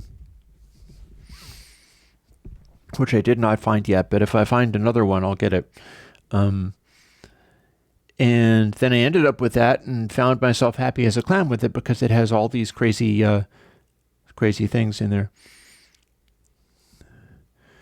But the other one that I wanted originally was the opposite. It was super simple, and I'm actively looking to explore more concepts around synthesis and how you power like Eurorack modules to generate something that's like, okay, here's my Airwindows kick drum. It doesn't connect to the power supply. All it is it takes in a gate voltage. And maybe I would end up having to make it connect to the power supply, but it takes in a gate voltage that directly powers the oscillator, and then it's done. And it would be very good noise performance because you would have no active circuitry when it's not powered. But it would be the opposite of that one back there, and probably have its own interesting qualities to it. Like there's always stuff that you can do. And to me, the interesting part is balancing out these overly complicated, insanely convoluted things with the utterly simple, incredibly minimalist things. And I love both, and I do both. Some of my plugins have like 10 sliders, some of them have 0. That's probably always going to be the case. And they are not meant to combine or become each other. So we got about 20 minutes to go, and Ahmed is asking me something. Distortion checker. I don't know what that is. Updates on a distortion checker. You mean something that's looking for corners in the sound? I don't have anything further on that. Nothing is coming to mind. People were talking about the clock. I would really, really, really, really like to build some kinds of sensors in there. I think they would probably have to be, I'm not sure they can be optical because they have the flashing light show going on. I want to make a thing where that minute hand, and that's such a big clock you can see it moving visibly. I want that to pass through zones where it changes your rec voltages. I'll see whether I can get something like that going on. It's not strong enough to move any big switches or toggles or something like that. It's still being powered by one of your tiny little quartz thingies. But I want that to send Euro rec voltages. I want to be able to write stuff. Either that or like have some kind of scanner thing that I can put a roll of paper on and then just have it move very slowly so that like this is minute 0 and this is minute 60. And you draw stuff on here, and then as you continue to play, it gradually keeps moving, and so the areas where you have sensors here or something like that, they start giving you different stuff based on whether you wrote black or white down there or something like that. And so you could compose a piece of music by scribbling on a piece of paper and then have it scanned in slow motion. I would love the heck out of that. I'll just have to see. Probably I need to talk to some of the Arduino people, and they would know more about things like reading a sensor, like the sensor that is in a, or you could do a piano roll thing. It's like, okay, you have physical switches that touch each other and metal against metal, and then you have holes cut in the piece of paper, and that moves incredibly slowly, pulling it past the zone where different little sensors will connect or not. And that'd be a much more straightforward Euro thing, honestly. That'd be dead simple to wire up. All you have to do is connect it to a power source, and you're sending your rec voltages right out of some little jacks with nothing but switches. That'd be awesome. I got to do that.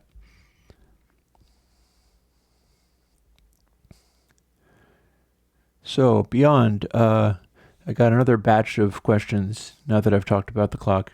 One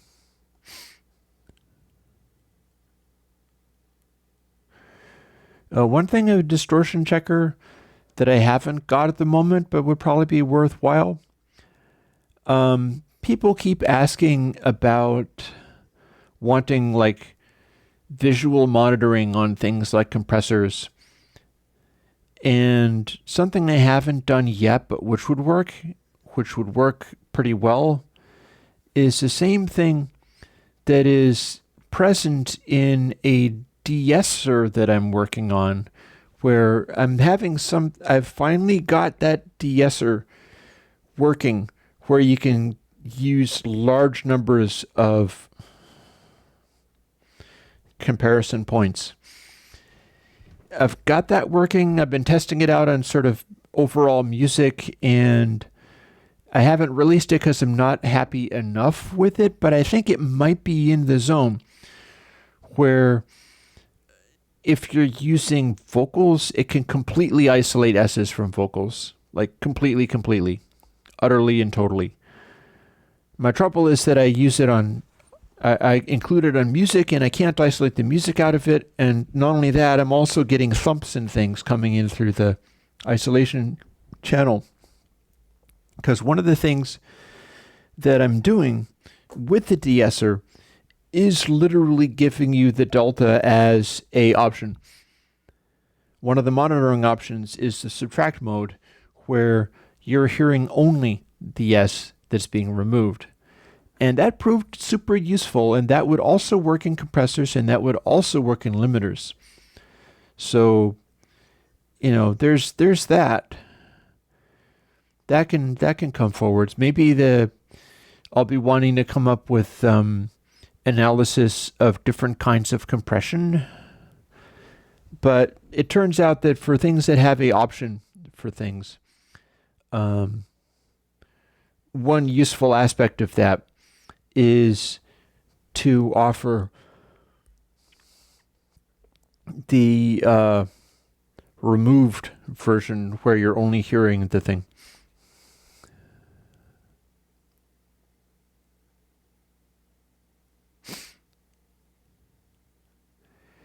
I think, Ahmed, what you're asking for is impossible, though. I'm doing something different. I can give you that delta. I can give you, like, this is only the S's that are being removed, or this is only the distortion that's being applied because the original signal is being subtracted at whatever level it is. That's within one plugin. I don't have anything, although you could probably do it with Blue Cat patchwork. But I don't have anything that will take a signal from the beginning of a chain of plugins and compare it to the end of the chain of plugins, I don't have anything that will do that. Erland-Olsen, you're not going to get a plugin effect rack because that would involve them containing each other. And that's a level of sophistication that I consider like buggy and sketchy, but also is beyond what I'm able to do. But I sometimes combine them into each other. So you have stuff like monitoring, which is lots and lots of different things. You could think of it as kind of like an effect rack. You get to pick different ones and quickly check them out and then go back to whatever it is that you're normally going to be using. I am putting together a distortion thing where you'll be able to choose from among a cajillion different distortions, like more distortions types than you could possibly imagine, and apply the one that is closest to what you had in mind. You'll hear all these different, slightly different variations on things. That's not the same as a effect rack, because the effect rack is your DAW. I do strongly feel that stuff is supposed to live within the DAW, and that's why it exists in the way that it is. You don't want to just replace that interface with another thing just to have it be the Airwindows thing. So another option is like what I did in CStrip. And CStrip has a pile of different functionality that seemed right at the time. It's like, it's got a noise gate, and it's got a 3-band EQ, and it's got a high pass and low pass, and just a whole pile of, it's got a compressor of a sort. And it's got a sample delay, because why not? And that's the kind of thing. And the trouble with stuff like that is you start having these piles and piles of controls that don't necessarily make any sense. I'm always a lot more interested in Pacori. If you're on a stereo channel, then no, you do not get to have different distortions for different sides. I feel that is just not going to be useful enough for enough people. So you'd have to be brewing that up in your DAW. You'd have to mult out different tracks and something, which is something that DAW will probably let you do. And, oh no, Reason, you beast. I can give you numbers to access, but in many ways that's Reason's problem, because the plugin tells the DAW what to show. It's not supposed to be showing a number. There's a routine it's supposed to be using that all the other DAWs use that are able to display a simple word, and it's part of the VST spec. So I can't take responsibility for monitoring a Reason, but I do say that you might be able to just pick by sound. Like if you know you're going for a particular thing and you recognize the different forms and you know what they're supposed to mean, monitoring in particular, like this would kill you on distortion. Distortion in Reason is going to be a nightmare because all of the sounds are very similar to each other.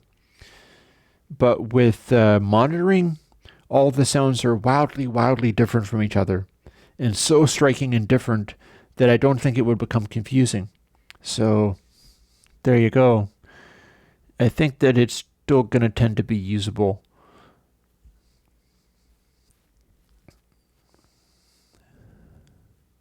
One to 100?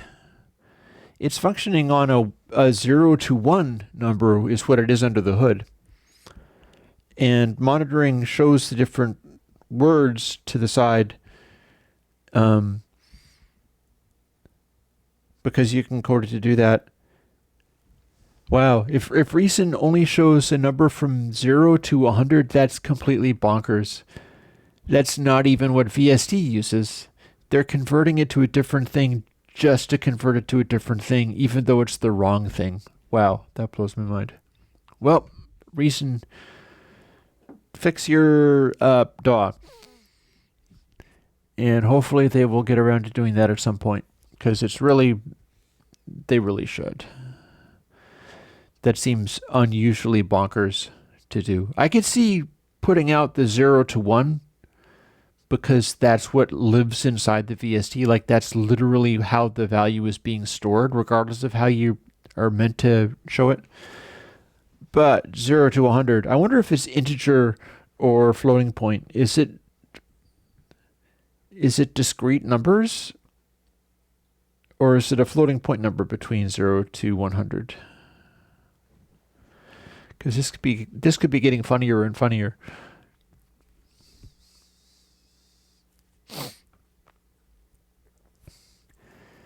Yeah, if I get into something that is not logic, and I've already begun to do so, it's going to be Reaper.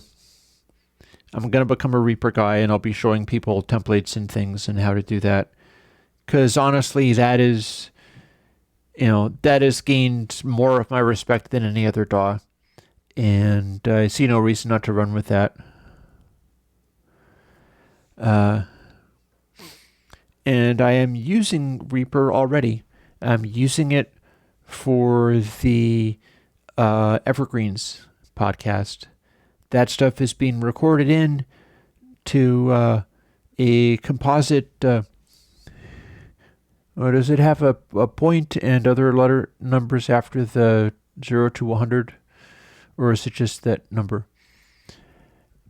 So I'm using a composite device that is 16A plus headset, and I'm recording into the thing and also recording this into Reaper simultaneously, and it seems quite happy to do so. And I'm getting more and more familiar with it as I do. Although doing that, I'm honestly not continuing to fool with it. I'm just kind of using what I set up. And I have set it up, I've done various things. Like I have a setting for my levels. I've also got it showing sonograms on the actual waveforms in Reaper.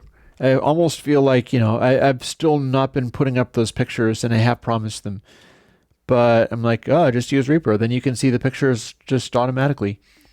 In fact, if I can get access to the code by which they did that, I could also replicate what I've done in the original mastering tools as a Reaper display mode. And that's a very interesting idea that's worth noting. Because that's another thing where I can't promise immediate results, but I did not promise immediate Linux VST either, and now everything has Linux VST.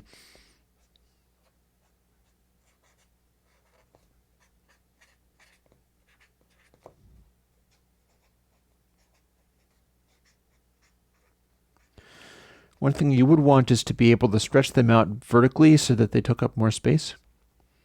Yeah. Oh, okay, so it's integer 0 to 100. That's completely bonkers.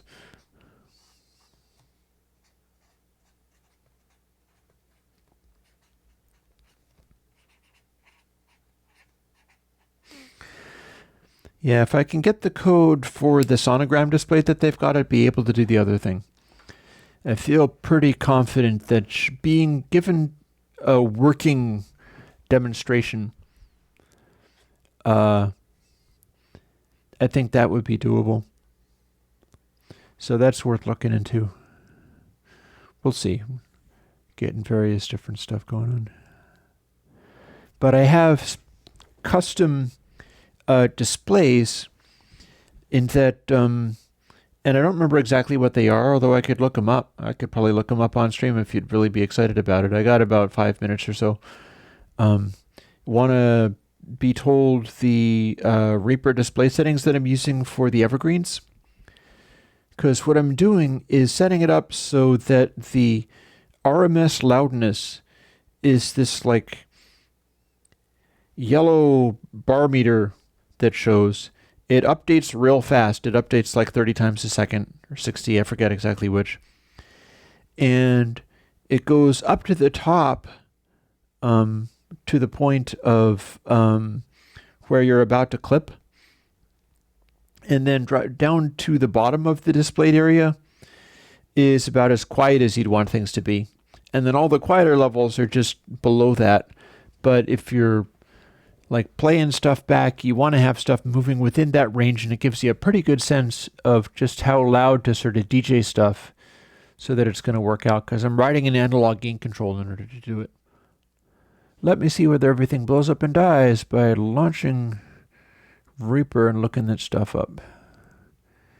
One thing about it is I actually have that shown. So it's showing my input.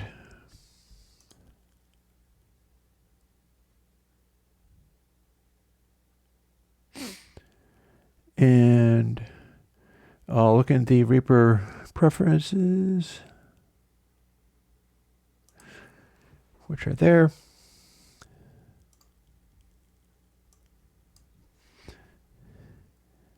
Let's see, peaks and waveforms.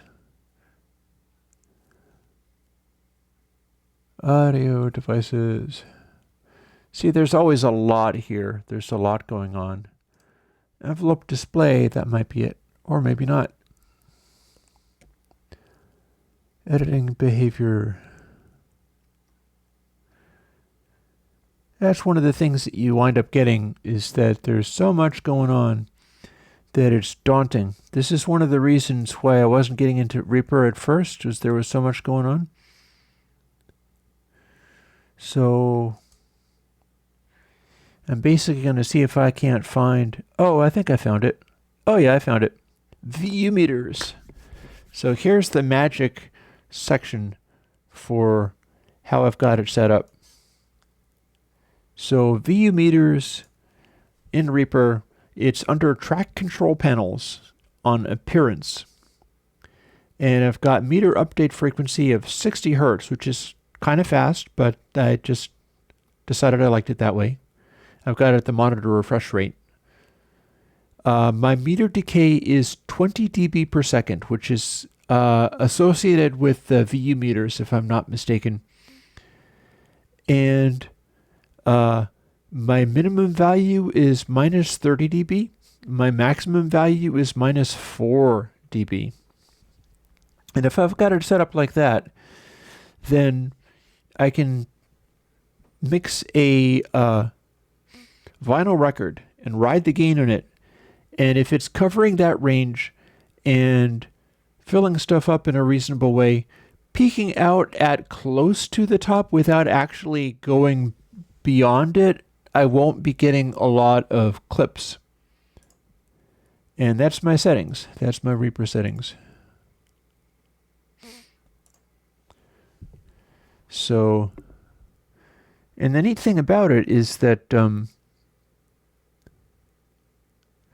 somebody's looking up ToneLab VST, and I have some kind of flashy thing going on my screen because I launched Reaper and then something else is going insane. I don't know what. No matter. I won't let it worry me.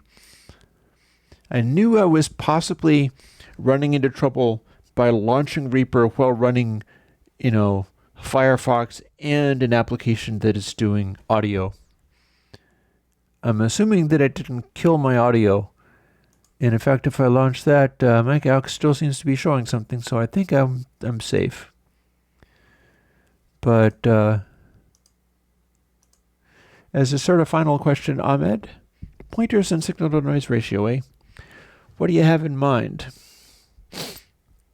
Signal to noise ratio is mostly about just not clipping, and it's also a matter of what has noise and where.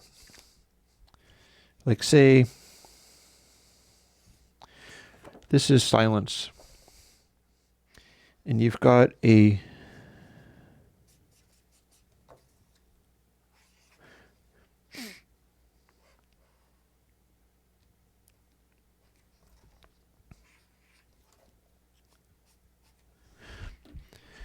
guitar that has noise going up to this, and then its loudness noises like this, and you're recording it into some kind of recording device.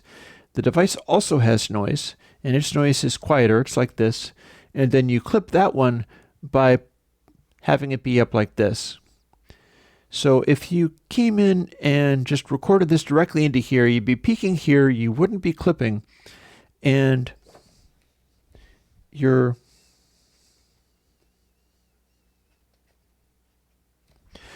the noise that you had here gets added to this noise and becomes like that. Or you could be pushing this super hard and go like, I want to maximize signal to noise ratio by having my signals be as loud as they can. And your peak here gets turned up so that it was as loud as this. But hey, guess what?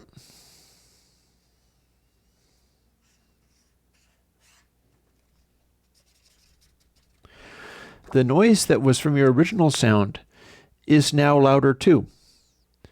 So you wind up getting a situation where this is why people tell you not to try to push everything super loud in the belief that you'll get less bit noise from recording into the 16-bit thing if you just turn stuff up as loud as you can. With a lot of modern recording things having to do with digital, the interfaces themselves don't have lots of noise. If they have built-in microphone things, the microphone preamplifiers might have more noise than you like, but the line level inputs probably don't have lots of noise. And so if you turn everything up to try to be like, oh, I want the hottest peaks, I want to get really close to clipping, all you're doing is taking your signal noise that's part of the original thing and making that be louder. And then when you're finished with everything,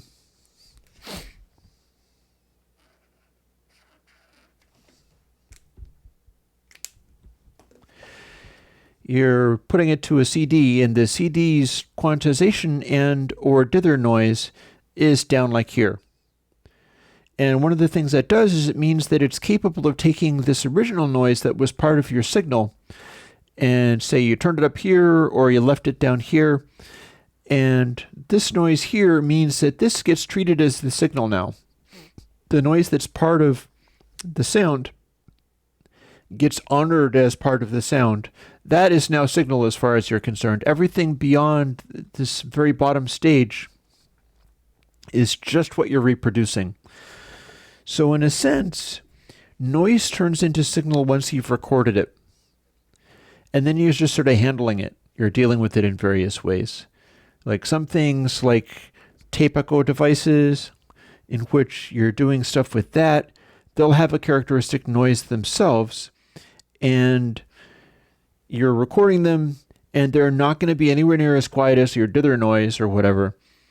And then you're trying to represent what the noise of your analog device is and get it correct. If you just replaced it with the dither noise or some like white noise from the computer, that wouldn't be the same thing at all. So yeah, noise is at every given stage. It only adds together, it never subtracts. And once you've recorded it, it becomes part of the signal. And you're sort of going from there. Like I said, sometimes if you're doing things like you're working with the tape echo device and it has a noise of its own, that's going to be part of the signal rather than just like you couldn't just replace it with digital noise and have that be the same thing.